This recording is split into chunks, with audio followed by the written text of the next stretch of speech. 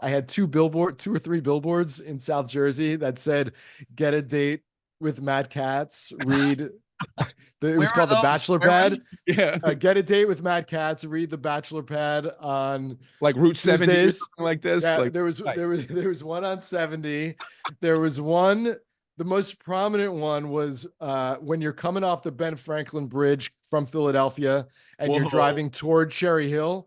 30 splits into 38 and 70. Right. And right before the split, there was a billboard with your face on it. With my mug. And it said, what? Get a date with Matt? So the name of the column was The Bachelor Pad. So it said, get a date with Matt Katz.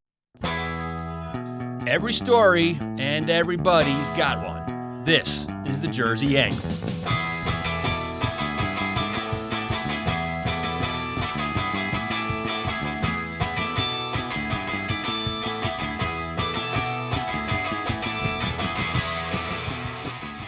How you doing, everybody? Welcome to the Jersey Angle podcast. I'm co-host Brian Donohue. And I'm Mark Bonamo. That was the voice of the great Matt Katz, you just heard. Mm-hmm. WNYC reporter, longtime New Jersey reporter, has worked for a bunch of news outlets. I got a Matt Katz story that I got to start. Please tell me. Go ahead. All right. So if you're listening to Jersey Angle, you see our logo, right? Right. Our logo is this old radio shack. It's a shack emerging from the swamp. Right. In the Meadowlands. If you're driving up the parkway, off to your right as you go through the Meadowlands, there's this old shack. It's like an Art Deco shack. It looks like it's actually in the water. Uh-huh. WMCA was an old WMCA radio transmission house, whatever. So that place has always captivated me. Iconic. For years. Everybody drive up the turnpike and you see this off the side. And I had always imagined like radio DJs in there, like carting, going in there in the middle of the night, 3 a.m. with like the first Led Zeppelin record. And he's going to, playing Houses of the Holy at 4 in the morning. He's going to meet Led Zeppelin.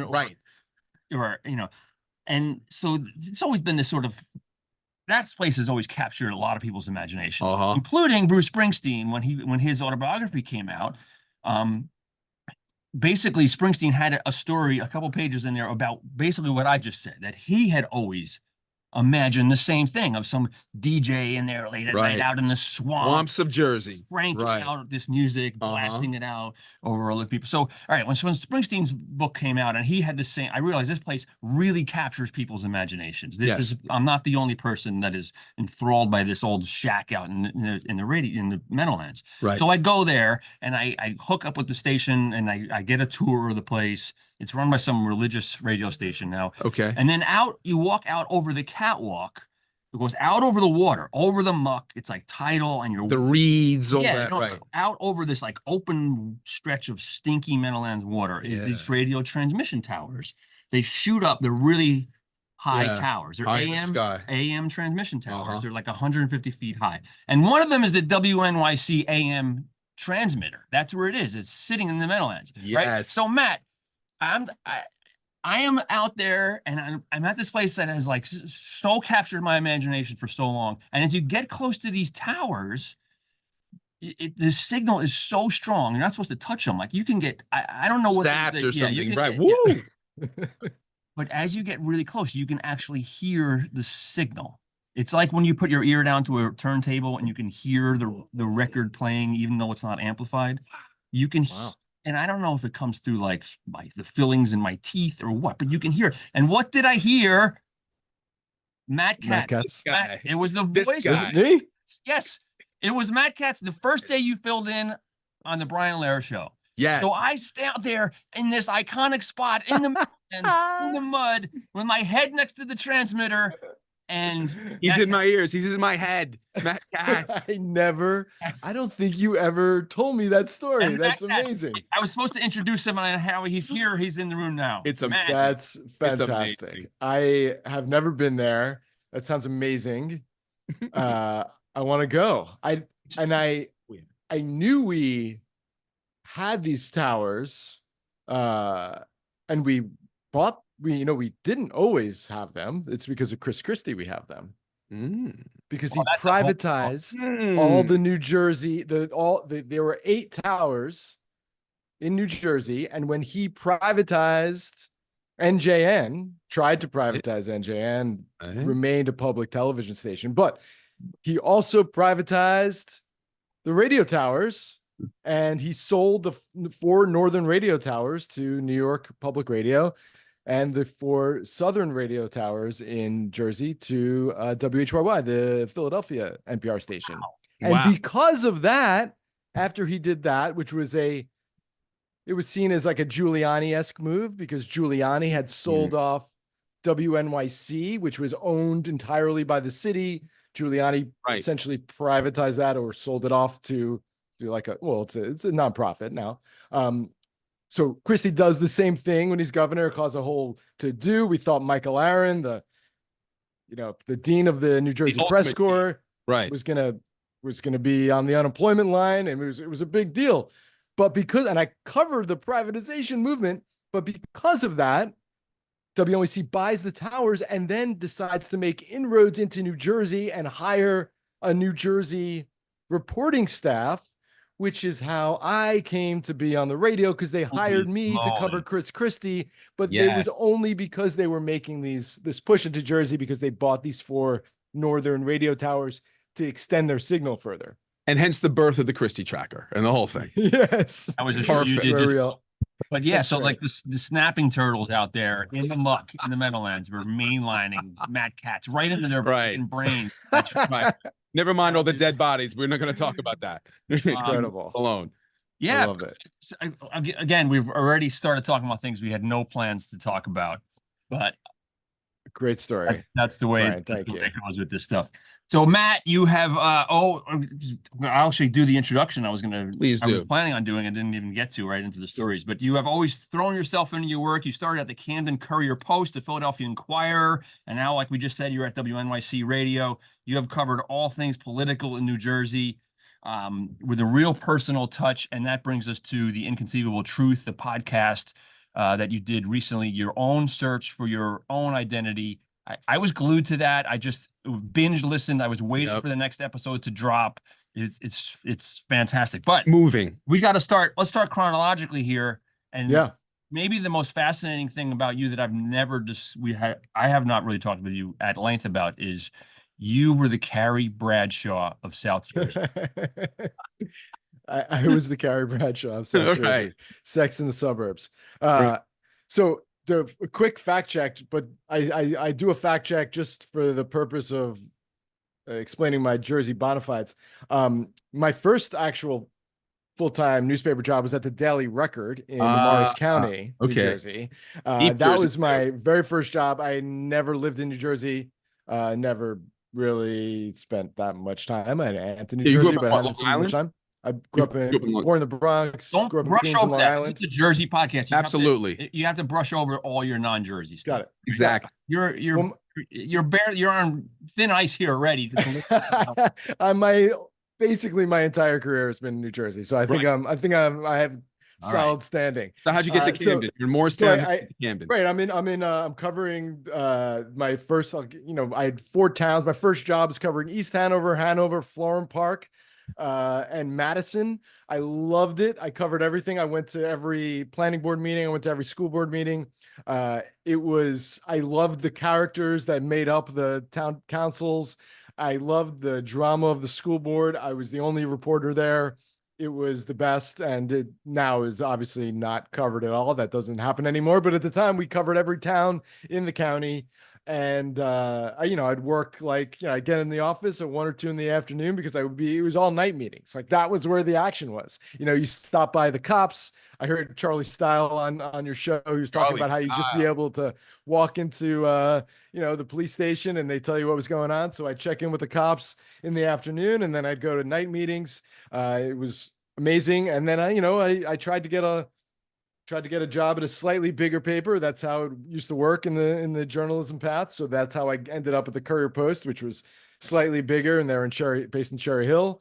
And I go down there. I'm covering schools, covering education for them, covering some towns in Burlington County. And it's 2003, and Valentine's Day is coming up, and there's a newfangled thing going on called online dating. So we had a meeting with our editor, and their editor is trying to figure out how to get younger people to read the paper, which obviously that didn't really work out. It'll all be okay. It's all going to be fine. So I'm like, all right, I get back to my desk and, I'm not procrastinating and I check my Hotmail, and we good? Yeah. Yeah, we're fine. I check my Hotmail and, I get a online dating message. I think it was like an ad or something. And I have this idea. I'm like, oh, I know, I'll write an article about this new world of online dating. So I pitched this story where I'm going to write a package on that'll run on Valentine's Day. It's one story's a straight news story where I interview people who have done online dating. And then I venture into this bold world of online dating and I write a first person companion piece about my experiences online dating. Okay. So that happens. I sign up for a couple of sites. I go on a bunch of dates. I write about it. I interview some people who've like found love or whatever on the dating sites at the time. I think it was like matchdate.com. It was definitely match.com was involved. And the same day that the story runs on February 14th, I wrote a regular news story that also ran on the front page about an unarmed man who's shot and killed by a police trooper in Camden. Oof. Guess which got all the response from our readers? Guess what blew up my phone and my email the next day? It was just me trying to figure out how to get lucky online.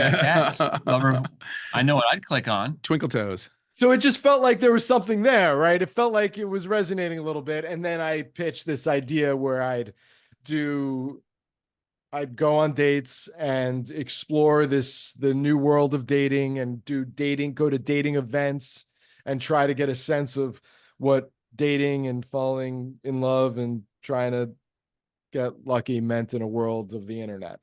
And I did it for several years. I got picked up by Gannett's chain of newspapers. So at one point I ran in 50 newspapers around the country.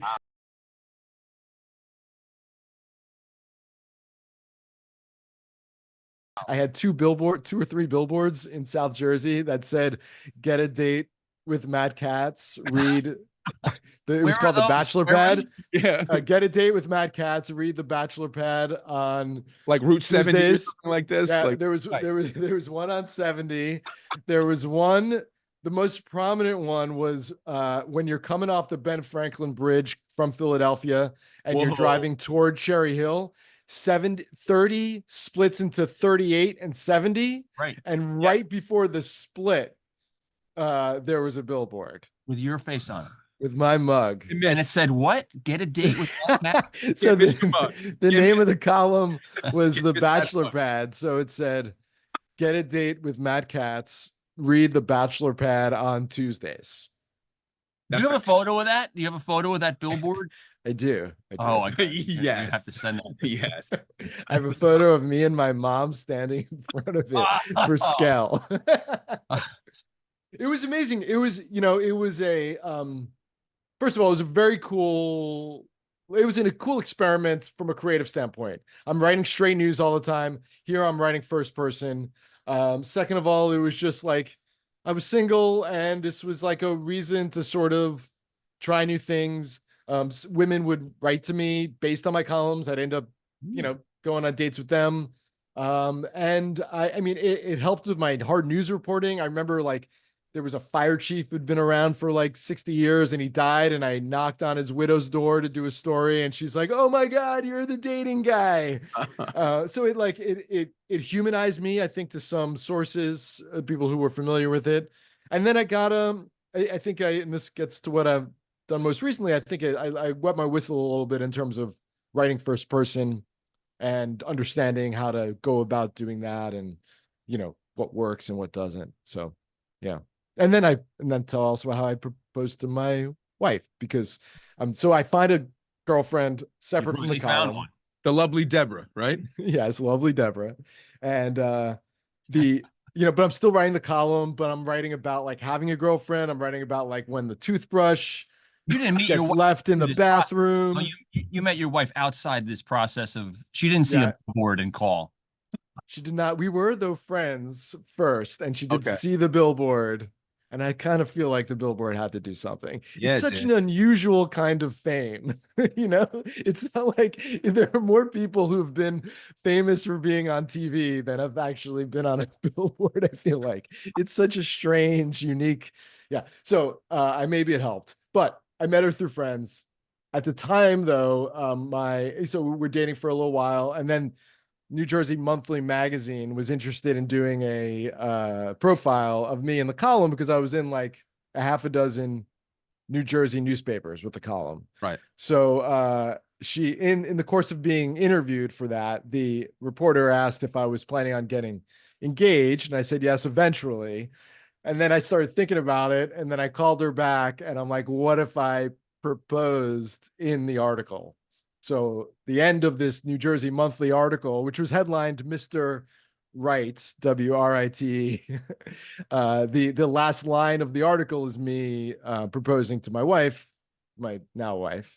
So we got gave her the magazine, and she read to the end of the article. So we were living together at the time. The magazine comes in the mail, and she was on her way to yoga, and I said, "Oh, babe, that article about me came out. Yeah, check it out." And she's like, whatever. I'll read it after yoga. I'm like, no, please read it now. Please read it now. Pressure. So she sat there and read it while I watched her read it. And then at the end, when she reads me the quote of me essentially proposing, I'm on my knee with the ring. There you go. But wow, what guts? I mean, you're Mr. Right, but this could have gone horribly wrong, right? How did you get the guts to do this? I mean, we already lived together. What was she gonna do? So then when I met you was when we were both spending way too much time at Christie town halls. Yeah. I remember when besides the radio transmission tower, my enduring memory of Matt Katz is going to be like us sitting on floors of high school gymnasiums, filing stories after the last Chris Christie, the latest Chris Christie town hall. So he did like 200 of them, and we went to like most of them. Yeah. And then you wrote the book. You literally wrote the book about Chris Christie. Yep. Yeah. Yeah, it was the end of 2013. He had just won re-election by a massive margin. He won 51% of the Hispanic vote. A poll comes out for the 2016 presidential election, a poll sans Donald Trump, that has Christie edging out Jeb Bush for the #1 spot in the nomination. And I sold high, and that's how I sold the book deal right at that moment, at the peak of Christie's, really, it's even looking back now, his peak of his political career. I mean, he was immensely popular in New Jersey. He was riding high off Sandy, and he was thought to be maybe doing so. And that's how and people wanted to read a book about him. So we're fast forwarding in your career from the Courier Post and then the Philadelphia Inquirer and WNYC, right? Right. So you wrote Christie. Yeah, I started covering him for the Philadelphia Inquirer. I go from the Courier Post, I go to the Philadelphia Inquirer, but I don't cover Philly. I'm covering South Jersey. I'm still a Jersey guy. I covered Camden City for many years, the best to this day, my favorite beat ever. It was endlessly fascinating. Anytime I drove into the city, there was some new story to be told. Absolutely. I loved it. I covered, development on the Camden waterfront that has become relevant now. Covered George Norcross. I covered all that stuff. Norcross, right? Norcross owned my newspaper for a time while I was covering Christie and Camden and Norcross. And then I go on to cover, and then I did a brief stint in Afghanistan for a month, but ended up writing a series of stories about my time there. In and of itself, right? And then I needed a new beat, and they said, listen, there's a new governor. We had our political reporter who was covering New Jersey government left to go cover the Eagles, Jonathan Tamari. So there was an empty seat in Trenton, and my editor in New Jersey asked me to, why don't you go cover the State House. And I said no initially. I'm like, I didn't want to cover politicians. I'd been covering Camden and felt like I wanted to be telling more like regular people's stories and whatnot. And my editor's like, listen, there's something different about this governor. You're not going to have to focus on the legislature. You're just going to follow this guy wherever he goes in New Jersey and beyond. And that's exactly what happened. And so I followed him. So I really like focused on him. I went to, like Brian said, like, pretty much every town hall meeting. When he was out campaigning, we were out there, Iowa, New Hampshire, California, when he spoke at the Reagan Library. I mean, really trying to like chronicle that real rapid ascendancy to the center of the American political conversation. So that's the ascendancy, right? But then there's Christie the man. What drives him? Right. I remember writing a column for an article for the New York Observer where literally you follow his path, right? Born first in Newark, then out to Livingston, then out to Mendham, following, ironically, Tony Soprano, also came from Newark, then Belleville, then the Caldwells, right? Yeah. So, and again, thank you. You actually footnoted that in American Governor. Thanks a lot. Give me a big throw. Oh, I did. Nice. Thanks, man. So anyway, something drives this man. Something makes him him. What do you think that is, being in so deep with Chris Christie? I think he wants to be in the mix, in the conversation, and relevance. I think really that is really whether that's in the mix of those, like, doing debate prep with the president in the Oval Office, whether it's on, in the center of all the women on The View, like he was 2 weeks ago, even though he's like was a governor of the 11th biggest state 10 years ago and has had no real impact on the national political scene in any electoral way. He makes sure to be relevant and talked about, and he doesn't want to be forgotten. I think that's what drives him. Right. And so, I mean, I think he has other, then there's other things, like he's talked about how he likes to make money. He wants to be president of the United States. But in your book, you even mentioned the title redemption, right? After all this first close to Christie and then spurning Christie, has he ultimately somehow redeemed himself? Wow. I mean, the subtitle was, it was American Governor was the title. The subtitle was Chris Christie's Bridge to Redemption. So I get the book deal when he's at the height of his popularity. He then almost Bridgegate breaks days after I get this book deal. So I start writing this book as Bridgegate is weighing down on him. And then it comes out in January 2016 as we're testing to see whether he survives Bridgegate and redeems himself.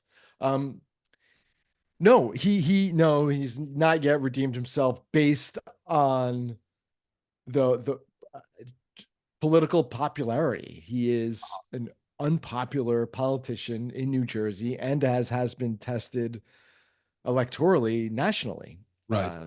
He for whatever reason polled his unfavorables among the Republican field last time was really high. Blown out in New Hampshire primaries, blown out. Right. No good. Blown out. He still remains, the last polls I've seen in New Jersey are terrible for him.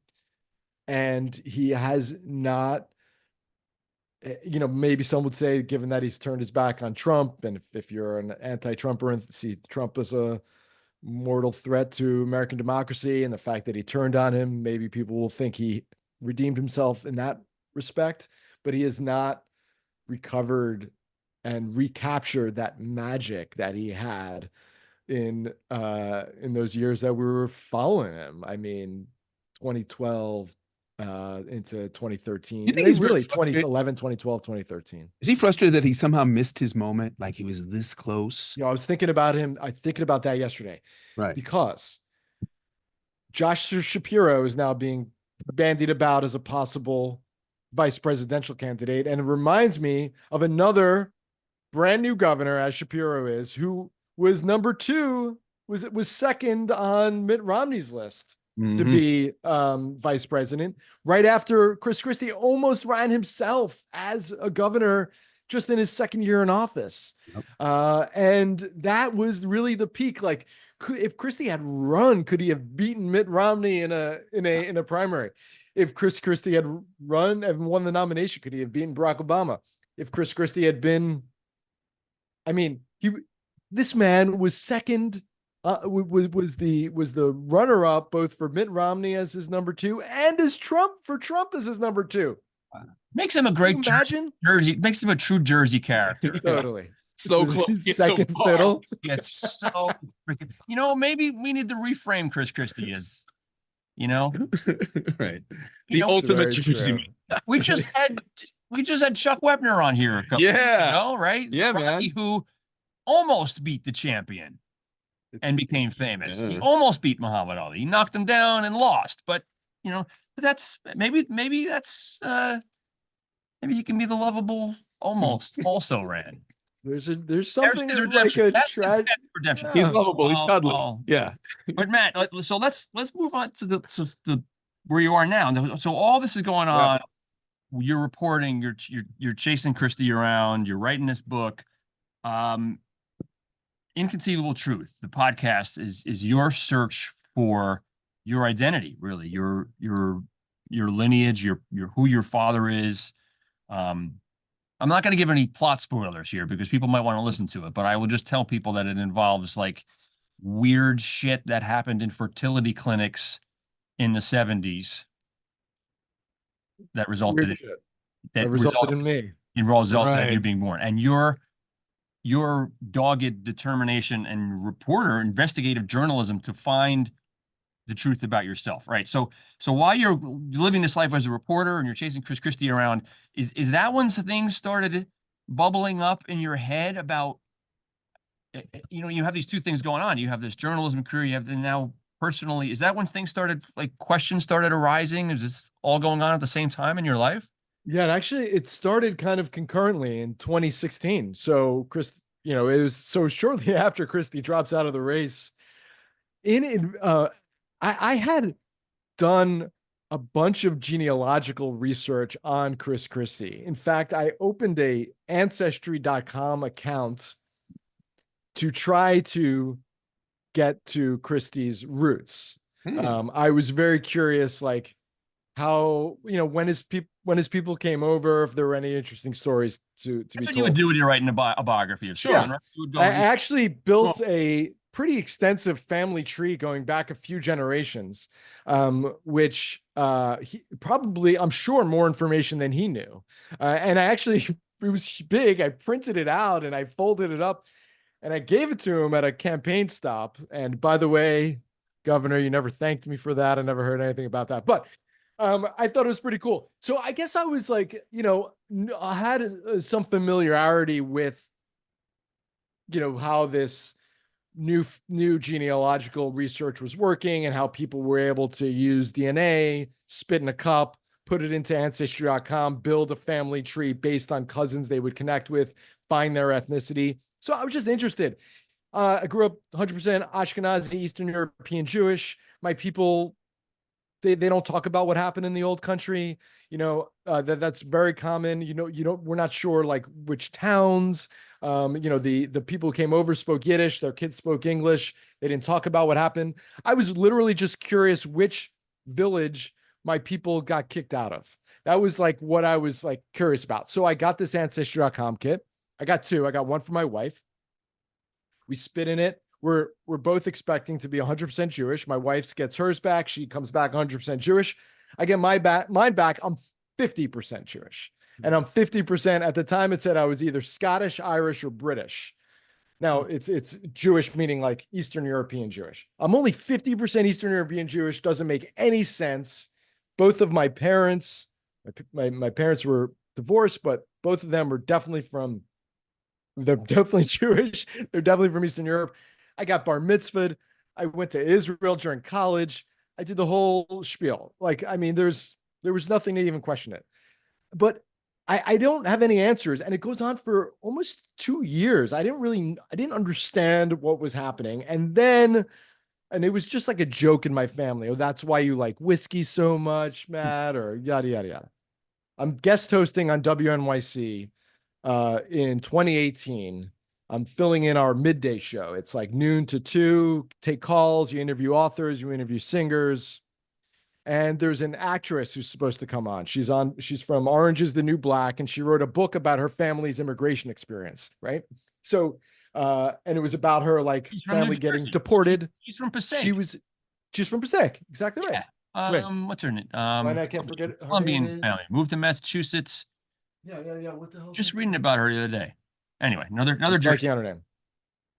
I'm blanking on her name, which is fine because she didn't show up to the interview. She ghosted, and that's very unusual in live radio. Like usually there's a PR person who makes sure you show up or you get on the phone. I mean, that doesn't happen.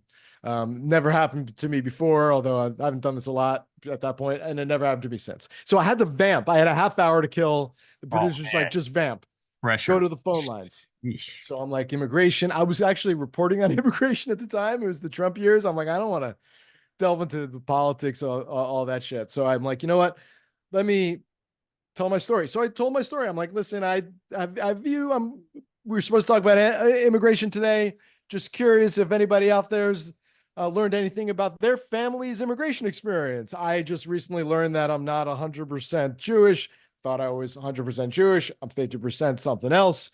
I took a DNA test. Have you learned any surprises from your DNA test that you might have taken? Good quick thinking on the topic, by the way. Yep. And it ended up being a great segment in New York City, man. People called from all over the world. It was so cool. People telling me their stories, people finding out secrets from their family's past, all this stuff. And then I get an email from a listener. It's like, you really want to know why you're not Jewish? Join this private Facebook group for Jewish genealogy nerds, and they'll help you. So I'm like, okay. A couple of weeks go by. I finally sign up. And I tell them I tell this group my story. I thought I was 100% Jewish. I'm not. And I start getting these messages from people. They're like, there's something, you have a non-Jewish parent. That's the only explanation. Now, my mother took a test and she came back not only as 100% Jewish, but as my mother. So then it was like, okay, there's something going on with my father who I'm estranged from. But I knew he was Jewish. I actually interviewed his parents years ago. I know what shtetl their family left. So I joined this group and a woman is like, let me help you. I'm a search angel. That's what they call these people. So she's like, give me access to your ancestry.com account. I said, okay. I'm like, whatever. She goes into my account. I shit you not. It was an hour later. She's like, I found your half sister. Her name is Tara Collins. She lives in California. Wow. I'm like, no. I'm not looking for a half sister. I don't have any half siblings. I just want to find out why I'm not fully Jewish. Right. So the other very strange part of this. This is like super strange. I like check her work though. It was totally accurate. There was this relative on there that I hadn't seen before. Definitely a half sister based on the DNA we had in common. I contact this woman. She doesn't write back. I message her on her website. She's an energy healer out in Southern California. I message her there. Don't hear back. I find her Instagram. And I had just celebrated my 40th birthday 2 weeks earlier. And she posts like the day after I find her Instagram, she posts about her 40th birthday. We are 2.5 weeks apart. I have a sister who's 2.5 weeks apart from me, who's born 2.5 weeks later. And I'm half Jewish. So now I'm thoroughly confused. I ended up joining 23andMe, and that triggered this like 6-year-long investigation into how I came to exist, into how these people, I have more half siblings, where they came from. And that's the whole story. That's the premise of the podcast. The one thing that I thought listening to, there's a point in the podcast, you go to your barber, I think it is, right? Yeah. And you're digging, and you're turning over all these stones and and your barber tells you, Matt, don't don't do this. You don't want to know. You don't want to dig this. And I remember when I listened at that point, I agreed with the barber. I was like, I It's too would, much. you might not, there might be things you might not want to find out. Yep. And then I was thinking, like, was it just the reporter in you that wouldn't stop digging into this story? How much did you see this as like you really needed to find this out for yourself? And how much of it is just like, I mean, I find this too as myself as a reporter. Sometimes like my wife is like, I see a fight on the side of the road and I stop the car. She's like, what are you doing? Don't get back in the car. Don't go ask this question. Don't knock on this person's door. Don't, like, you just can't. I know that the animal, being the animal you are, what drove? Was it? I mean, you couldn't not dig into it because it was a good story, or? I couldn't not. There were two things. There were two pieces, and one was I had this on again, off again relationship with the man who was my wife's the man who was my mom's husband at the time of my birth. I'll leave it there. Warren. Warren. And I had looked for him literally when I was a kid, when I was a teenager, because I didn't know where he was. So when I had a new mission here to figure out who my real father was, where I came from, it felt like it was just naturally, it felt almost instinctive. This is what I had done then, and this is an inner drive that had always existed in me. The other piece of it is unquestionably the journalist part. I mean, you're absolutely right. It is the nosy, can't let unanswered questions go, just insatiably curious. My wife used to say I'm interested in dirt. Like yes. And like, and then the corollary to that is I have this crazy thing is happening to me. How do I not like journalize it and make it, literally like capitalize it off of it for my profession? This is what I do. How do I not tell the story? Plus, I might be good for the career. Frankly, like, let me tell a fucking good story for my career. Now, I didn't know if I would ever be able to make a podcast. I was recording for years before anybody, and I was talking to people like, hey, maybe this is a podcast. Maybe there's a one episode of a podcast out of this. I tried for many years to see if anybody was interested, but I was like recording it for myself for many years. But I also am like, this is what I do. I got to tell the story. I got to cover myself, just like I did with the dating column. This whole thing, right?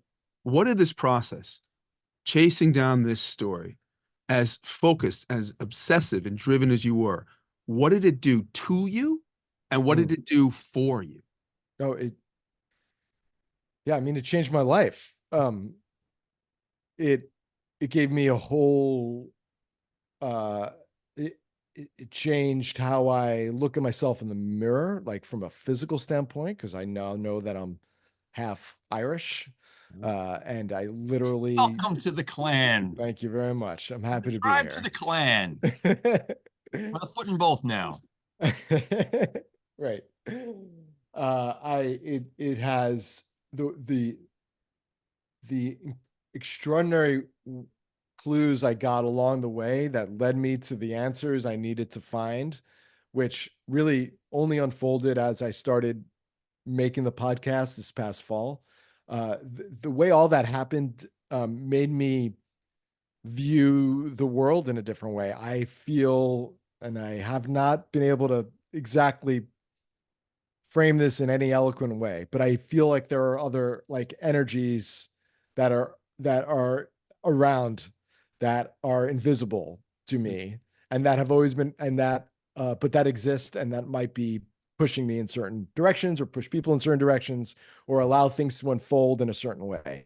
Wow. The way things unfolded, the way I found both people and clues along the way, was absolutely a spiritual experience for me and I've never had anything like it.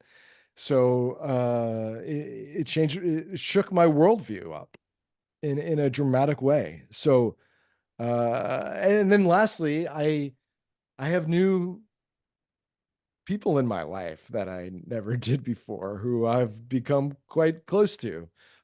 So yeah. And I feel closer to the people who were already in my life, as a matter of fact. So it can't be understated how much it changed everything. It was so satisfying as a listener when you finally at the end, because all along I felt a little bad for your adopted father. Yep. Who I met at some event that I can't remember. We hosted some kind of panel together. Rich, right? Yeah. Yeah. We did host something. What was I don't remember what that was. It was probably Christie related. I don't know. But I all along I'm like, oh man. And then you finally had the whole episode on him, and it was just so satisfying. He's like the hero of the whole story to So me. moving. It was really what a mensch. You know. Thank you. And it was just really put a bow on the top of the whole thing, because there were times I was yelling at the radio, not just the barber. Like, I'm listening with the barber, and then it was like, come on, give Rich some more. Right. What's cool about a podcast is you can kind of explore different, in a narrative podcast like that, you can really kind of explore other counterpoints, which is what the barber represented. It represents a little bit of a thought in my head and then a thought in some listeners' head. Some people said they liked hearing the barber because he put he voiced some of their questions and issues. And so he's like, it's like he'd be the witch in a story. He'd be the harbinger of maybe what's to come in a fairy tale.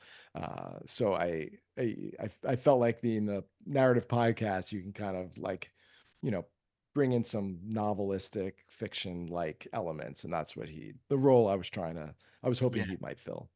And could you please elaborate on the idea of you're looking for who your father is, but there's all these things right in front of you, right, that you might miss because you're looking for something else. Please elaborate on that idea.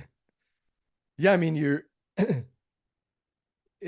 looking. I'm looking for a father because he contributed the DNA, like that. He served this biological purpose.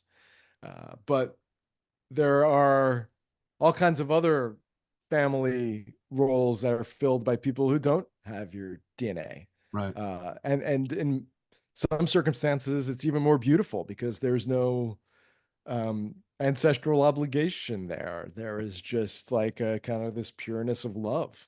Right. And the more so it's important to focus on that. And it's so relevant to so many people's lives. I mean, who doesn't have a non-biological relative who has a big place in their families? Who doesn't have steps and halves and all these things? The conception of family has changed so dramatically in the last couple of generations that adoption and all that stuff, sperm donation, and even the way we make babies, IVF, and I mean, you could have have two moms and have a relationship with the donor who donated the sperm, and so therefore you have three parents. Some people have five parents now. They have the sperm donor, the egg donor, the surrogate, and the two parents in their home. So the idea of family has just exploded, and DNA is just one means of making a family. All right, man. Matt, we could talk for I think a couple more hours. Absolutely. Especially about the billboard. I got to see the picture of the billboard. I'll send you the picture. Me too. Thanks. That'd be great. I love that you guys are doing this. I love New Jersey, and you guys are you guys have, I mean, Mark, I've known you long. I know you since I guess about the same time via, probably 10, a long time. No, both you guys for a long time. Right. You both have Jersey journalism in your veins. And I think it's beautiful and perfect that you're making this thing. Thank you very much. Thank you. All right. And thanks, man. And so Inconceivable Truth. That's it. If you haven't listened to it, as soon as you listen to this, go listen to that. It'll change you. It's stunning. Yeah. Thank you so much for doing it, Matt. Thank you. Thanks, fellas. Appreciate it. Thanks a lot, Matt. There he goes, the great Matt Katz. Absolutely. Amazing, man. Absolutely. I mean, what's amazing about this work, I mean, he has done all this great work about politics, but now how personal can you get? Yeah. And he did it. You know, he delved into himself. He delved into his family as bravely as any other investigative work he's done before about politics. And, you know, he came away with something that's not only good for himself, but good for all the listeners. Yeah. And so many more detours we could have. Oh, completely. Down. He's covering Camden. Right. And I'm like, you know, you got to keep this thing on, like, on the train on the tracks with this podcast. But like, oh man. All right. Yeah. That wraps up this episode of Jersey Angle. You can find us on Substack. Yep. iTunes, Apple Podcasts, Spotify. Right. Subscribe. Hit that subscribe button. Please do. Please do. And we will see you next time. See you, Jersey. Take it easy.